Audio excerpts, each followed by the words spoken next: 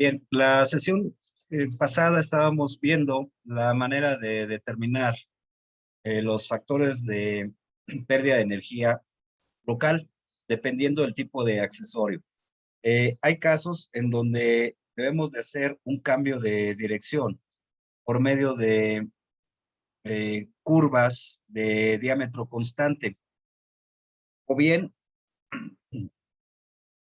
dependiendo del tipo de tubería, si se trata de tubo rugoso o bien de un tubo liso. En la figura 8.16a, que estoy indicando aquí en esta diapositiva,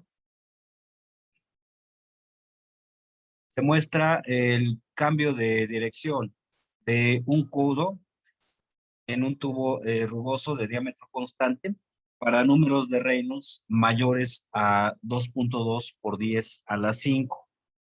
Entonces, esta información la debe proporcionar el fabricante del accesorio, o bien deberá estar indicada en manuales de hidráulica para consultar toda esta información. La información que les estoy presentando solamente es una eh, pues, idea muy general de por dónde andarían los factores K de pérdida de energía para un eh, accesorio, pero no son todos los accesorios los que vamos a ver en estas clases y en este curso. Hay muchísimo más accesorios en donde ya para un caso específico, pues habrá que consultar ya sea un manual de hidráulica o bien la información que proporcione el fabricante de ese accesorio para tomar en cuenta esa pérdida en el análisis. En la figura 8.16a se muestra una gráfica que está en función de la relación de radio entre el diámetro para curvas en tubos rugosos. Aquí, como ustedes pueden apreciar en esa figura, se muestran varias curvas con relaciones de épsilon entre D, que es la rugosidad relativa de la tubería, y en el extremo vertical del lado izquierdo se muestran los valores de un coeficiente CC, que hay que sustituirlos en la ecuación que aparece indicada en la parte superior derecha de esa figura, en donde el factor K viene dado por el coeficiente CC por el ángulo que no necesariamente el cambio de dirección debe ser a 90 grados, como está indicado. Puede ser un ángulo menor, ¿ah? O diferente de 90 grados. Entonces, ese factor K va en función del coeficiente CC y del ángulo que corresponde al cambio de dirección entre 90 grados. De esa forma se puede obtener el factor K.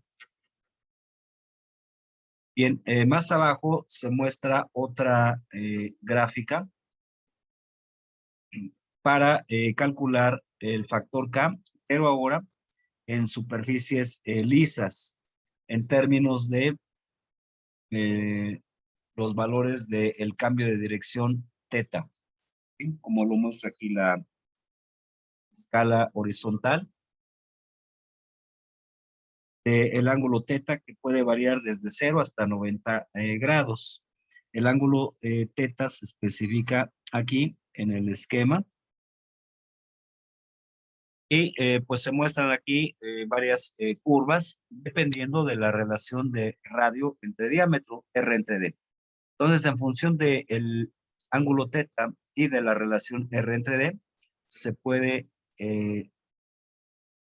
obtener el valor de K en la escala vertical del lado izquierdo.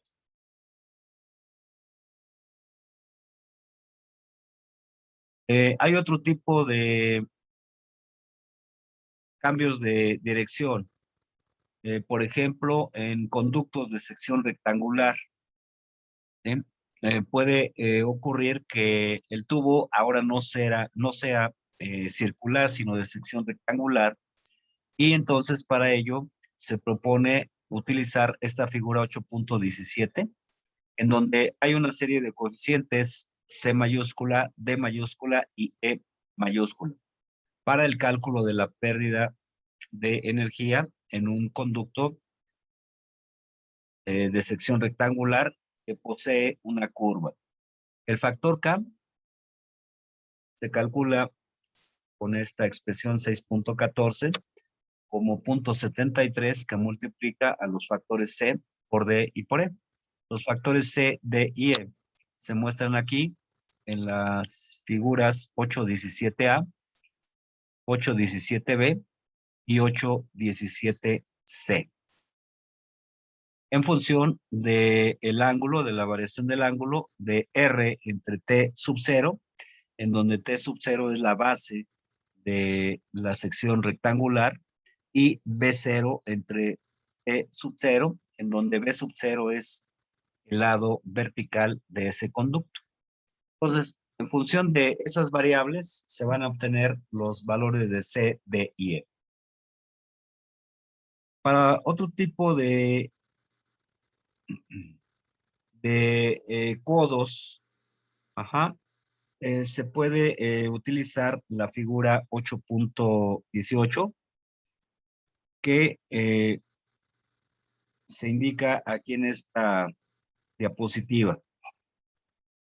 Hay codos roscados, como aparece en la parte superior izquierda, ¿sí?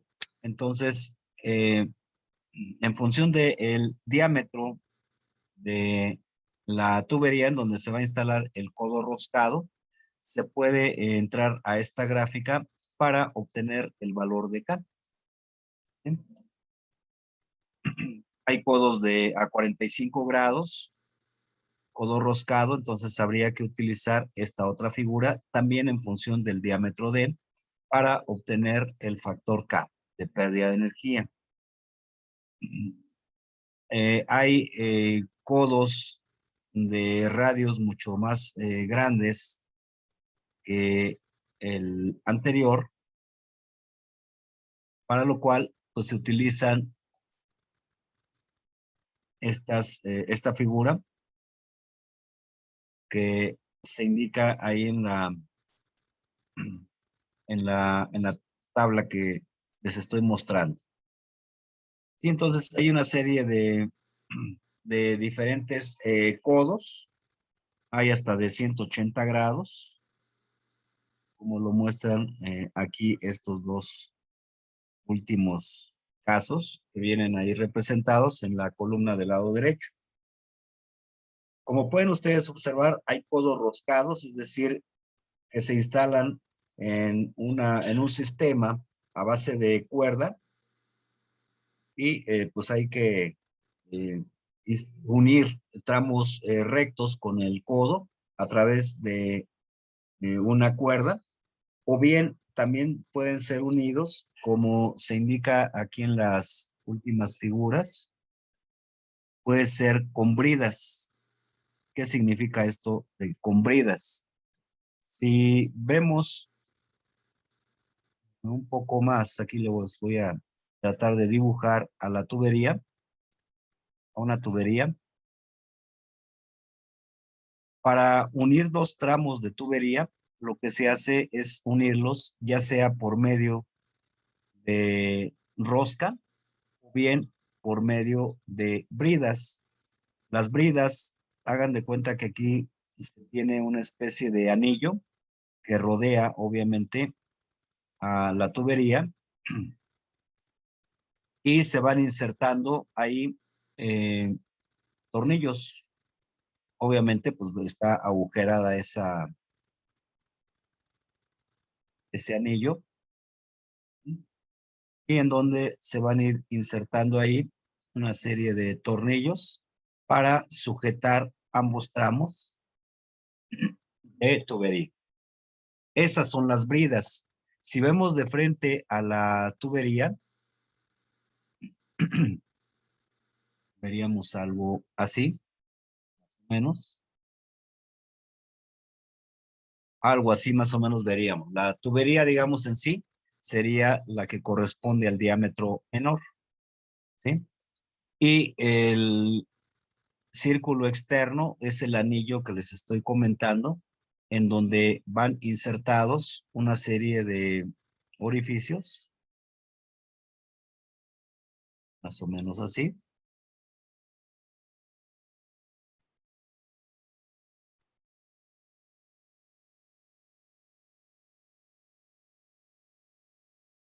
Y ahí es donde se colocan los tornillos. Entonces, esas son las bridas.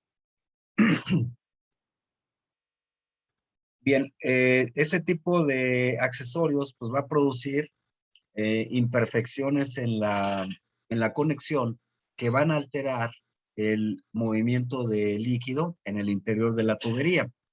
¿Sí? Y eso mismo va a producir pérdidas de energía. Entonces, los factores K que vienen aquí indicados para esos casos pues, corresponden a las conexiones con bridas. Bien,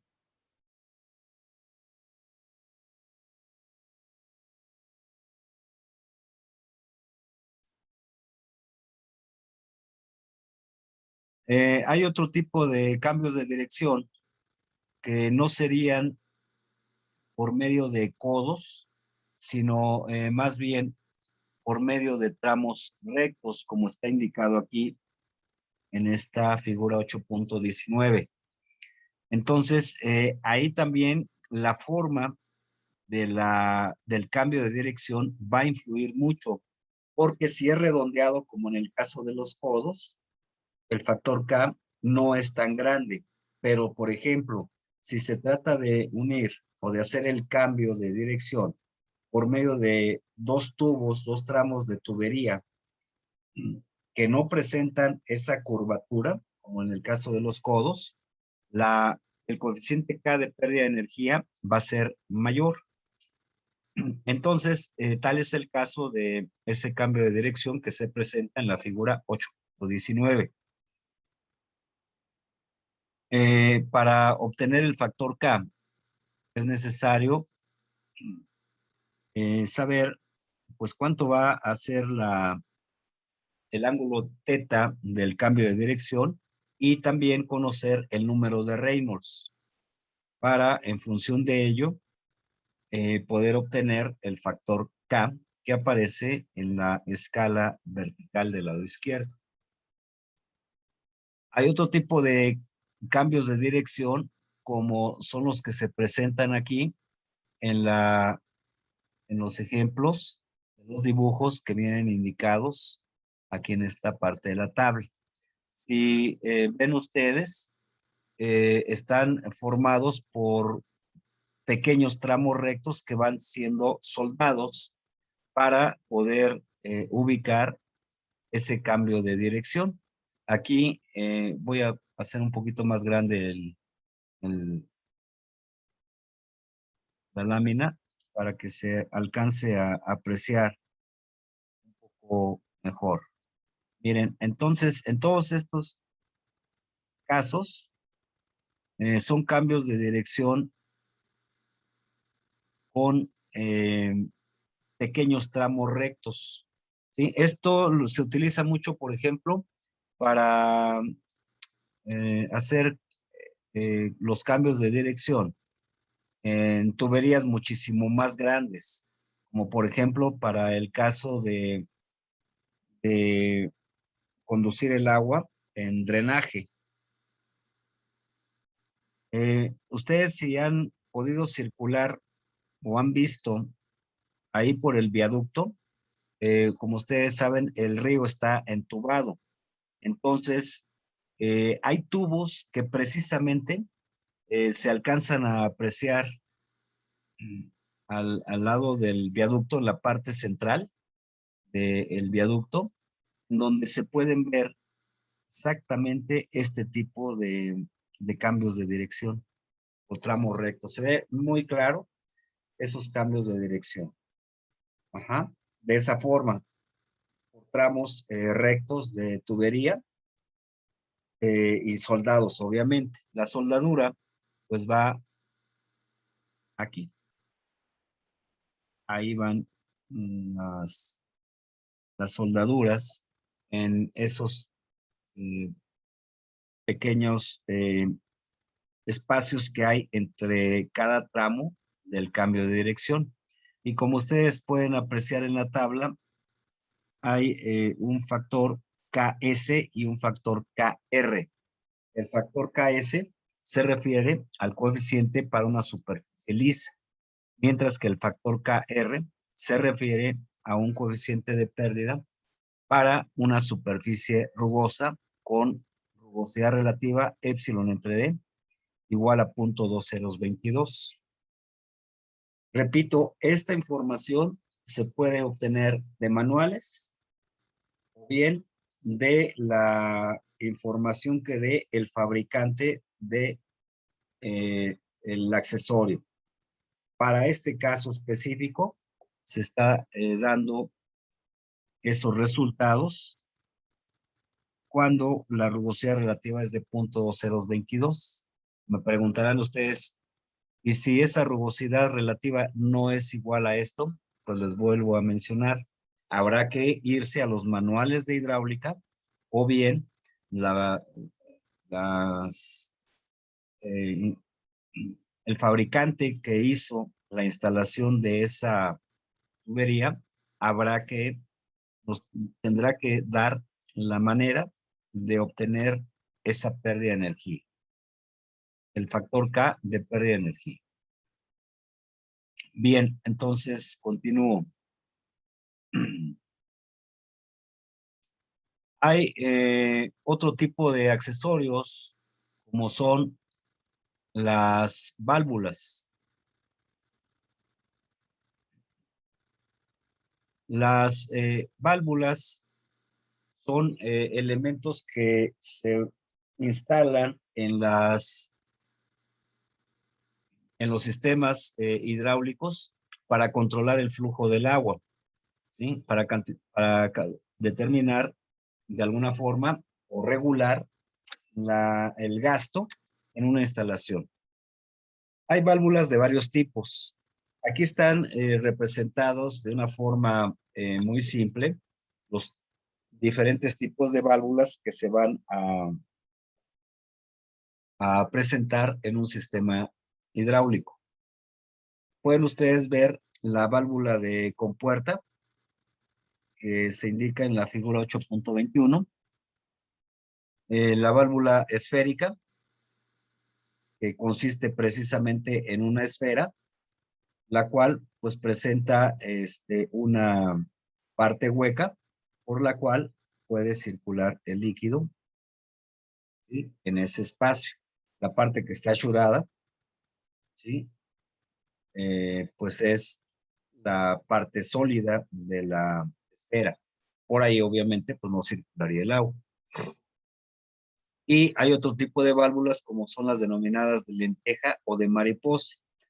Las válvulas de compuerta se utilizan para regular el gasto, mientras que las otras válvulas, tanto la esférica como la de lenteja, se utilizan como válvulas de emergencia para cerrar o abrir inmediatamente el paso del agua en una instalación y poder llevar a cabo diferentes trabajos como pueden ser mantenimiento o alguna reparación del sistema. Para eso se utilizan ese tipo de válvulas en los sistemas. La tabla 8.10 presenta los valores del coeficiente de pérdida para válvulas de compuerta cuyo diámetro es de 50 milímetros. ¿Sí? En función de la relación A entre A sub 0. A es el área del tubo. A sub 0 es el área de paso del agua en la tubería. Entre más grande sea la relación A entre A sub 0, esto me indicará que la válvula está prácticamente totalmente abierta. Tal es el caso de esta condición, en donde el factor K es 0.07. Pero observen, si la válvula de compuerta está prácticamente cerrada, ¿sí? O totalmente cerrada, como es este caso, A entre A sub 0, pues ya sería prácticamente muy pequeño o cero. Entonces el factor K, observen que se eleva hasta 159. ¿Sí? Prácticamente está cerrada la válvula, aunque no totalmente, pero ya muy cercano a esa condición. El coeficiente C se refiere al grado de apertura o de cierre de la compuerta. Bien, si el diámetro es mayor a 50 milímetros, se puede utilizar la la tabla 8.11, ¿sí? Para otros diámetros diferentes a los de 50 milímetros. Entonces aquí están los de 25 milímetros, de 100, 150, 300 y hasta 900 milímetros. Bueno, si la válvula es esférica, pues habrá que utilizar la tabla 8.12 en términos de el ángulo teta o bien de la relación área de la tubería entre el área de paso del agua por el sistema. Nuevamente, si la válvula esférica está prácticamente totalmente abierta, el ángulo teta pues es muy pequeño y el factor K también es muy pequeño. De tal manera que la relación de área de la tubería entre el área de paso del agua es casi de 1, es decir, casi se encuentra pues en la condición de máxima apertura. Pero si la válvula está prácticamente cerrada, ¿sí? El valor de K es muchísimo, muy grande. Prácticamente tendería al infinito. Ahí va a depender del tipo de válvula para poder conocer realmente cuáles serían sus valores K para esa condición. Bien, en la tabla siguiente, la tabla 8.13, se indica el coeficiente de pérdida para válvulas de lenteja en función del ángulo teta que se indica aquí. Esa información, repito, la debe de dar el fabricante de la válvula. Entonces, en función de ese ángulo, o bien de la relación A entre A sub 0, ¿sí? Entre más pequeño sea el factor K, esto me indicará que la válvula está prácticamente totalmente abierta. Caso contrario, si está totalmente cerrada, pues el factor K tiende al infinito. Bien, hay otro tipo de válvulas que se utilizan mucho, sobre todo en los sistemas de bombeo. Ustedes muy probablemente hayan visto la instalación de una bomba hidráulica para elevar el agua a una zona mucho de mayor elevación. Entonces se utilizan bombas hidráulicas. Ustedes muy probablemente hayan visto que del depósito donde se va a extraer el agua, se instala una tubería vertical con una pichancha. Una pichancha, déjenme mostrar una foto. Traigo fotos de una pichancha. Aquí está, miren. No es una foto, sino es un simple figura. Pero miren,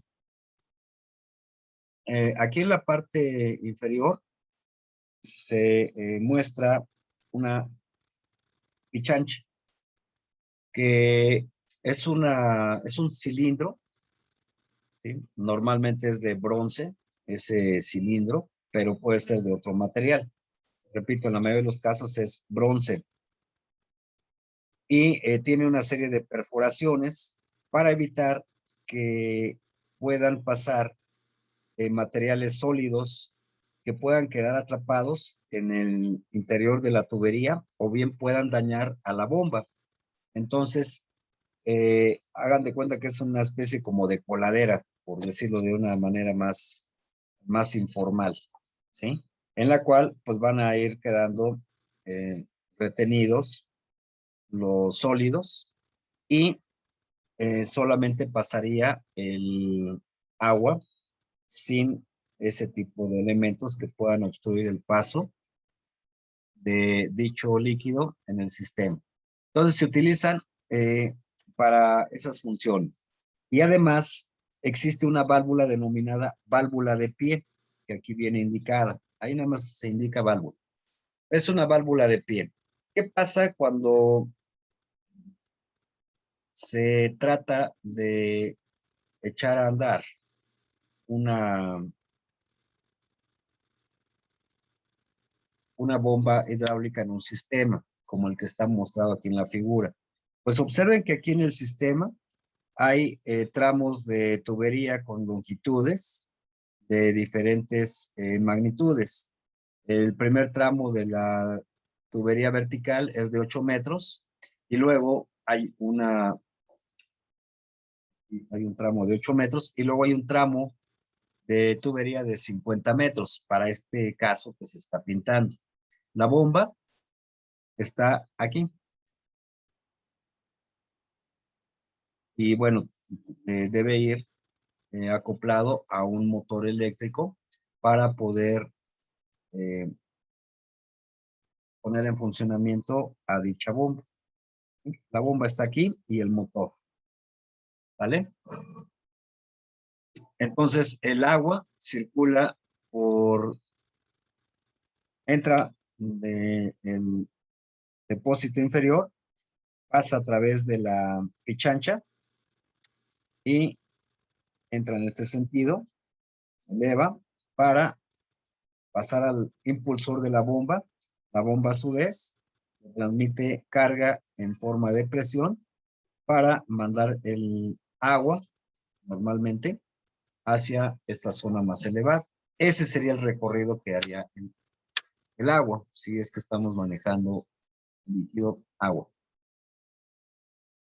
Observamos que hay cambios de dirección, pero también hay eh, longitudes de tuberías. Todo eso va a provocar pérdidas de energía, pero además también existen otros elementos como son la presencia de esta válvula. Ahorita les voy a indicar cuál es la función de esa válvula. Hay un cono difusor para poder hacer la conexión entre la bomba y el diámetro de la tubería en donde vamos a instalar esa bomba. Hay una válvula de retención. Ahorita vemos cuáles son las válvulas de retención y una válvula de compuerta para poder graduar el gasto en el sistema. Bueno, cuando la bomba está funcionando, pues se indica ese recorrido del agua.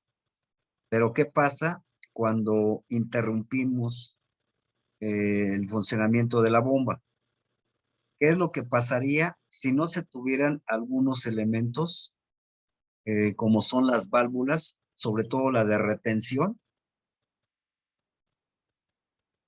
la que voy a indicar a continuación? ¿Qué pasa si no está instalada una válvula de retención o esta válvula aquí en la parte inferior del sistema? Como la bomba ya ha dejado de bombear el líquido, se interrumpe el suministro de agua al sistema por razón natural. El líquido que está contenido en la tubería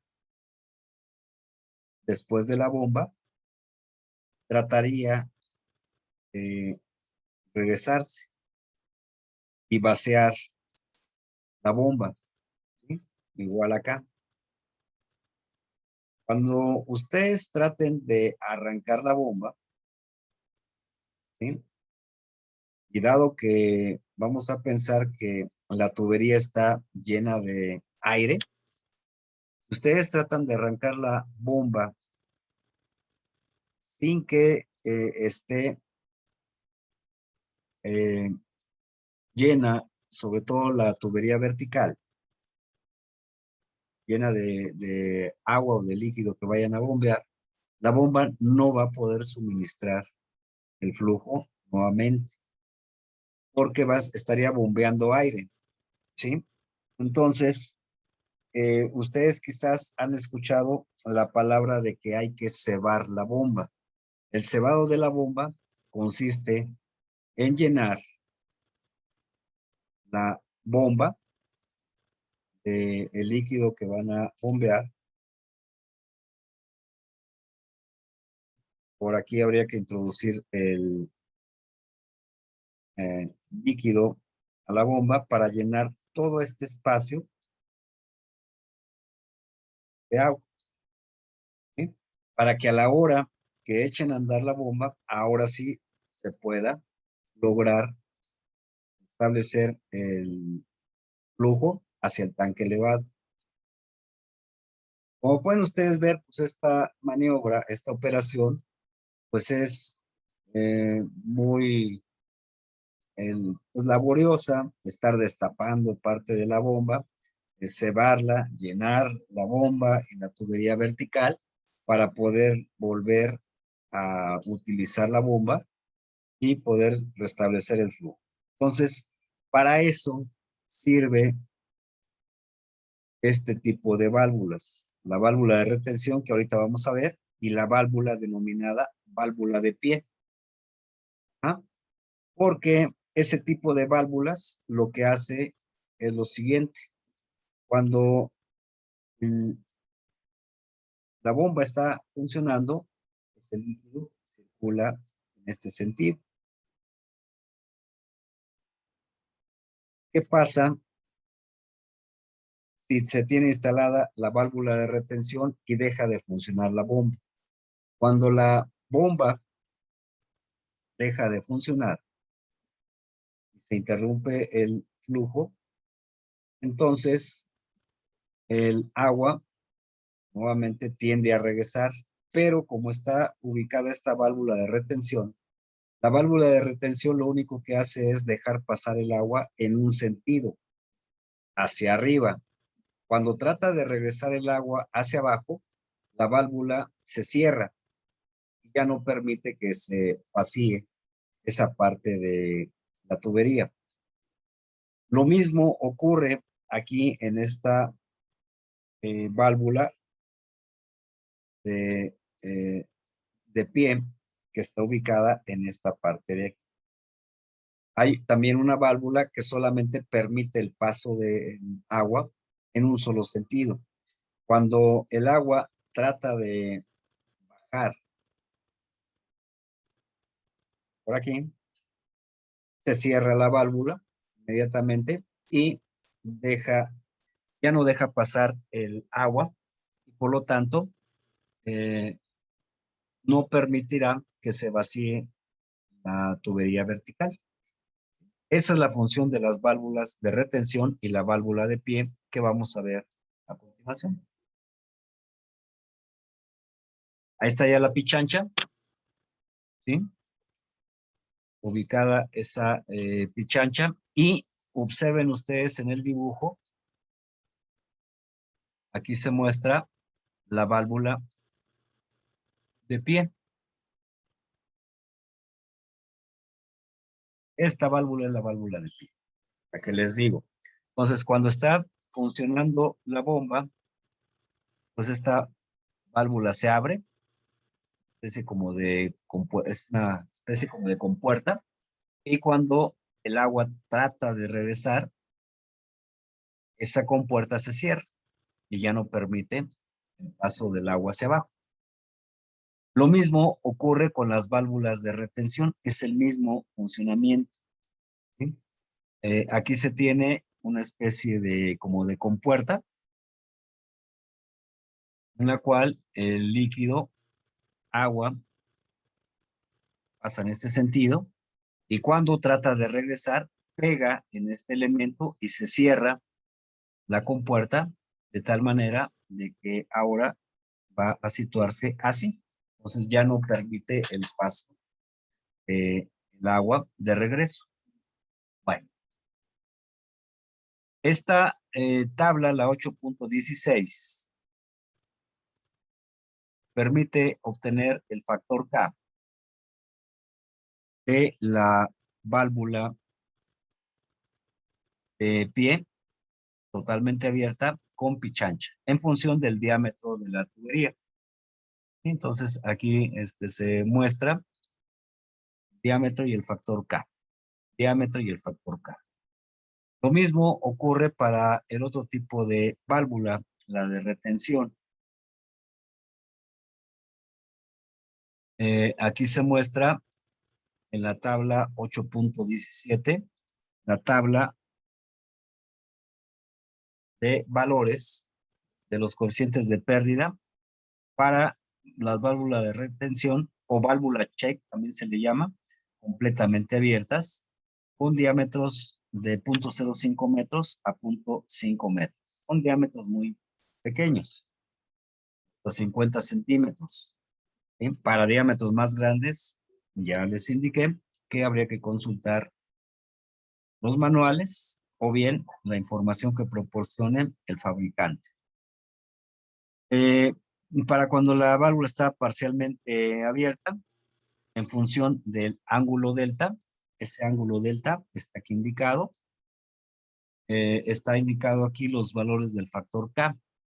Entre más grande sea el ángulo delta, esto me indicará que la válvula está prácticamente totalmente abierta. Observen el factor K, más bajo. Pero cuando ese ángulo es muy pequeño, me indicará que la válvula está próxima a cerrarse. ¿Sí? Entonces, esta sería la tabla que podemos utilizar para el caso de las válvulas de retención. Aquí están indicadas una serie de fotografías de válvulas, de tipos de válvulas, que muy probablemente ustedes pues ya las han de haber visto en sus domicilios, ¿sí? El tipo de válvula que aparece aquí en la primera columna, en el lado superior izquierdo, eh, este tipo de válvulas hay instaladas en el laboratorio de hidráulica. Ya en su momento, ya muy próximo, eh, van ustedes a ver ya físicamente, de manera presencial, este tipo de válvulas, las válvulas denominadas de compuerta, en donde observen que hay un volante, un eje vertical con cuerda que puede graduar la apertura de esa válvula. La válvula realmente está aquí, ¿sí? Entonces, funcionan como si fuera una compuerta y observen que aquí hay los orificios que les indicaba hace un momento, porque este tipo de válvulas se unen con la tubería por medio de bridas, ¿sí? Ahí en esos espacios van los tornillos para unirlos a la tubería del sistema que se esté analizando. El tipo de válvula que aparece, válvula de compuerta que aparece más abajo, pues es una válvula casera, ¿no? Que finalmente es una válvula de compuerta. La figura que está indicada en la columna central representa la válvula esférica. Por aquí, este espacio está hueco, entonces pasaría el agua así. Y como pueden ustedes observar, el demás espacio pues es sólido, por ahí no puede funcionar. Perdón, por ahí no puede circular el agua. Y este eje permite controlar el grado de apertura de la válvula esférica. Nuevamente, aquí en la parte de abajo se muestra una válvula esférica casera que ustedes pueden identificar muy probablemente en sus domicilios o hayan ustedes visto ese tipo de válvulas. Otro tipo de válvulas que se utilizan en sistemas de tuberías más grandes son las válvulas de mariposa. Aquí está indicada una fotografía de la válvula de mariposa, en donde realmente el elemento que controla el paso, pues es este de aquí. Esa es la denominada mariposa. En la parte inferior se muestra una vista de la válvula de mariposa de frente, ¿verdad? Y para controlar la apertura, pues está este volante con este engranaje que va hacia el vástago que controla la apertura o el cierre de esa válvula de mariposa. Ya les expliqué el tema. Y finalmente, en la figura 8.30 se muestran otro tipo de válvulas, ¿sí? Como las que les acabo de indicar, las válvulas esféricas, la pichancha, la válvula de pie, la válvula de compuerta,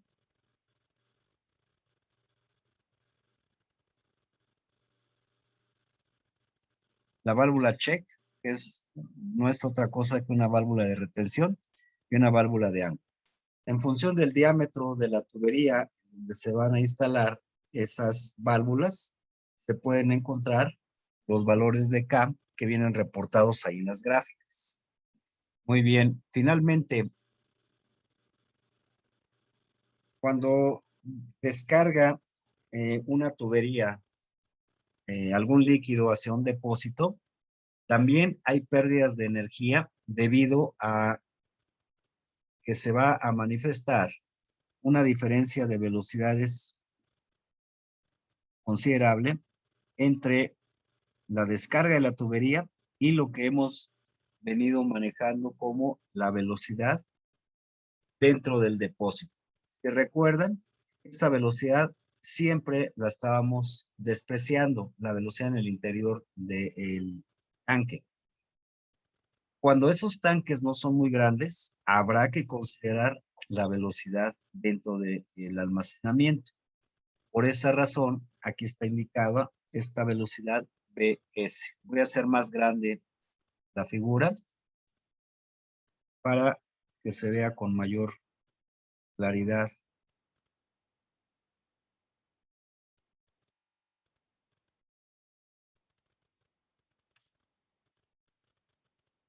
Esta tabla. Ahí está. Ahí está un poquito ya más grande la figura, en donde se observan algunas variables como son las siguientes.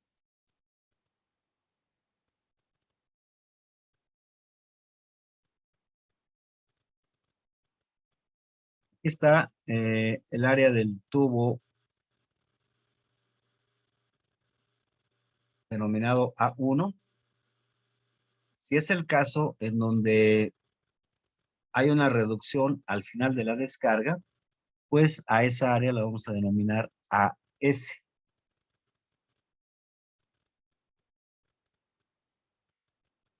¿Sí? AS.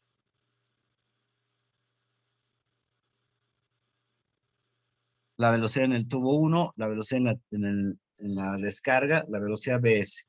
Y la velocidad que viene aquí representada en el interior del tanque, cuando, repito, cuando el tanque no sea de grandes dimensiones, de tal manera de que se tenga que considerar la velocidad en el interior del tanque.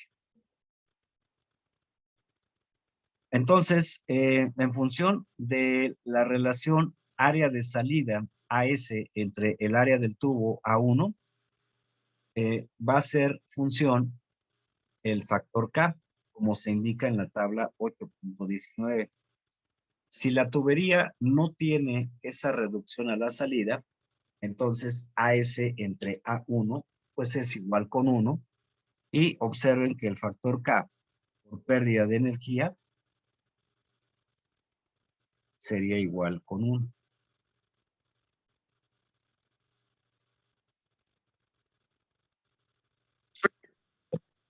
¿Vale? Entonces,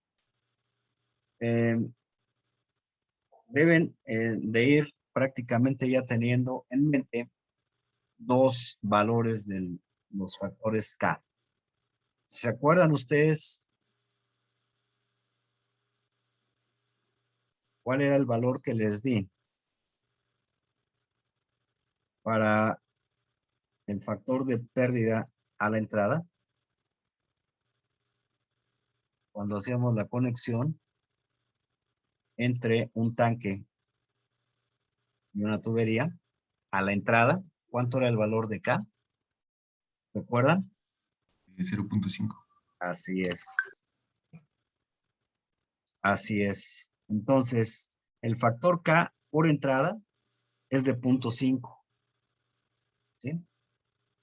Mientras que el factor K de salida, si es que no hay la reducción, el factor K a la salida es de 1. Entonces, estos dos valores los van a ir ocupando muchísimo, tanto en esta asignatura como en las otras asignaturas que van a tomar más adelante. ¿Sí? Hay que ir recordando ese valor. Muy bien, entonces con esto se termina la parte de la teoría. Vamos a comenzar con ejemplos de aplicación. Bueno, aquí les trato de mostrar. Aquí está, miren, lo que andaba anteriormente buscando. Esta fotografía representa a la pichancha. Esta es la pichancha, precisamente. ¿Sí? Y aquí adentro va la válvula denominada de pie, válvula de pie. Esa pichancha junto con la válvula realmente va conectada de manera vertical, ¿sí? Nada más que aquí está indicada de manera horizontal, pero en una instalación de a de veras, la pichancha junto con la válvula va direccionada de manera vertical. Bueno, entonces esa es la pichancha que les estaba hablando hace un momento. Entonces vamos a iniciar con el cálculo de pérdidas de energía. Ok, miren, vamos a iniciar con el ejemplo 6.1. Dice lo siguiente: calcular pérdidas de energía por fricción en una tubería lisa de 100 metros de longitud y 2.5 centímetros de diámetro, donde el fluye es que está circulando, donde circula agua con una viscosidad cinemática de 1.3 por 10 a la menos 6 metros cuadrados sobre segundo, con gastos de, inciso A, 0.159 metros cúbicos por hora, e inciso B, 0.682 metros cúbicos por hora. Dice aquí, calcular el factor de fricción adecuado con la fórmula de Poisson, si el flujo es laminar, y la de Blasius, si es de transición o turbulento. Con el diámetro de 0.025 metros, que es el diámetro del tubo de 2.5 centímetros, calculamos el área y resulta de 0.3049 metros cuadrados. Es un área muy pequeña. Ahora, el gasto que está indicado aquí en el inciso A de 0.159 metros cúbicos por hora, lo estoy transformando a metros cúbicos por segundo. ¿Sí? ¿Cómo hice esa transformación?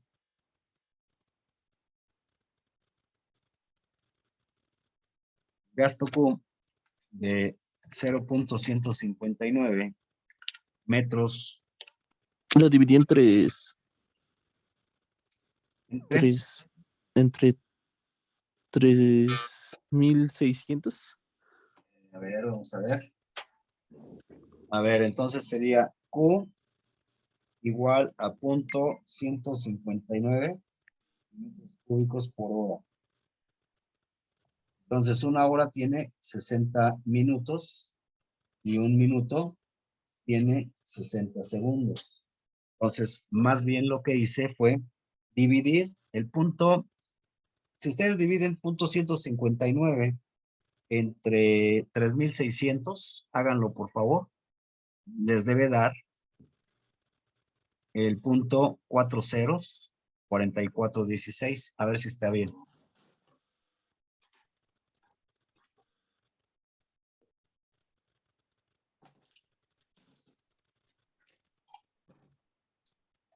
$3,600 Sí, resulta de multiplicar 60 minutos por 60 segundos. Entonces esto igual a punto 1, 2, 3, 4 ceros, 4416 metros cúbicos por segundo. Bueno, ahí lo estoy haciendo porque, bueno, eso pues ya no deben ustedes tener problemas en hacer ese tipo de transformaciones. Bueno, ok. Entonces, la velocidad, pues sabemos que es igual al gasto entre el área. ¿Sí? Entonces, la velocidad está aquí indicada. También, por favor, chequenla, revísenla.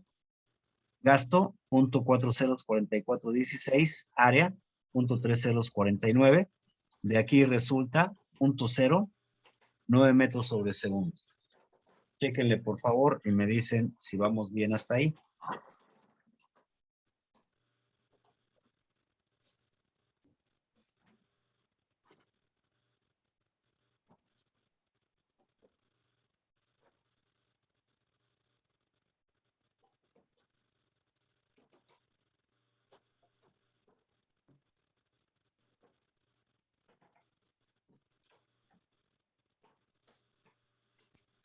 sí, profe. ¿Sí? Sí, profe, sí está bien. Ok. Entonces, hasta ahí vamos bien. Continuamos. El número de Reynolds, ya vamos a comenzar desde este capítulo a manejar un parámetro dimensional para definir el tipo de flujo. El tipo de flujo, como ya lo vimos en las presentaciones, va a ser muy importante para poder calcular las pérdidas de energía.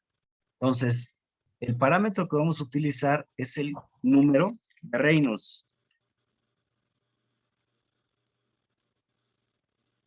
Para poder definir si el flujo se encuentra en la zona laminar o en la zona de transición o en la zona turbulenta. El número de Reynolds involucra en el numerador a la velocidad por el diámetro del conducto entre la viscosidad líquido, viscosidad cinemática. ¿Sí? Eso ustedes ya deben de irse pues memorizando a que el número de Reynolds involucra al producto de la velocidad por el diámetro entre la viscosidad cinemática del líquido. Bueno, pues aquí estoy haciendo esa sustitución. Velocidad, 0.09. Diámetro, cuidado con las unidades, también. La velocidad la estoy manejando en metros sobre segundo, el diámetro entonces en metros, para que a su vez la viscosidad también la maneje en metros, en este caso metros cuadrados sobre segundo. Entonces, entre 1.3 por 10 a la menos 6.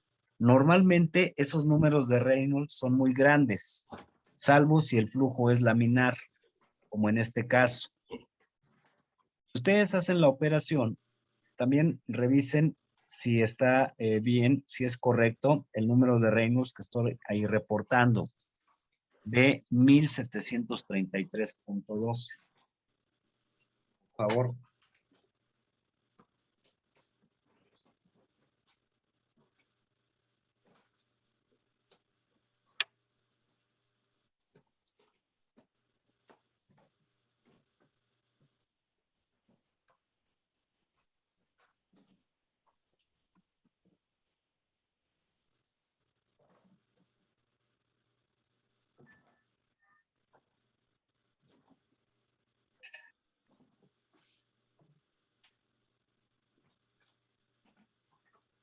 ¿Sí de ese resultado?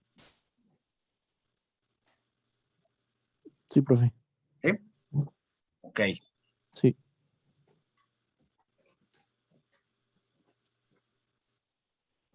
¿Los demás qué opinan? Porque nada más me están respondiendo 2 personas. ¿Qué Y opinan a los mí me demás? da lo mismo. Me da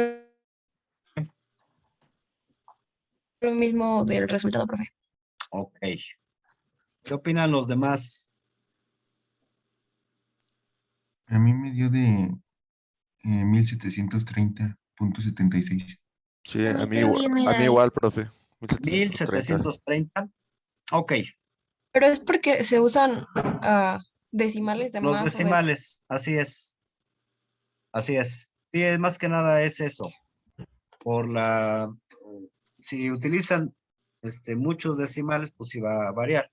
Pero bueno, no es tan significativo esa diferencia, ¿sí? Con respecto a la que tengo reportada aquí. Entonces, bien, ustedes. Bien, también. Alguien por ahí tiene prendido su micrófono. Gracias por apagarlo. Sigue abierto en un micrófono.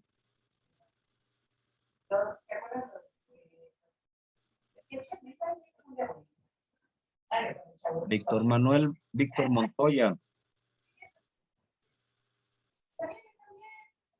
Víctor, ¿estás ahí? No, no está ahí.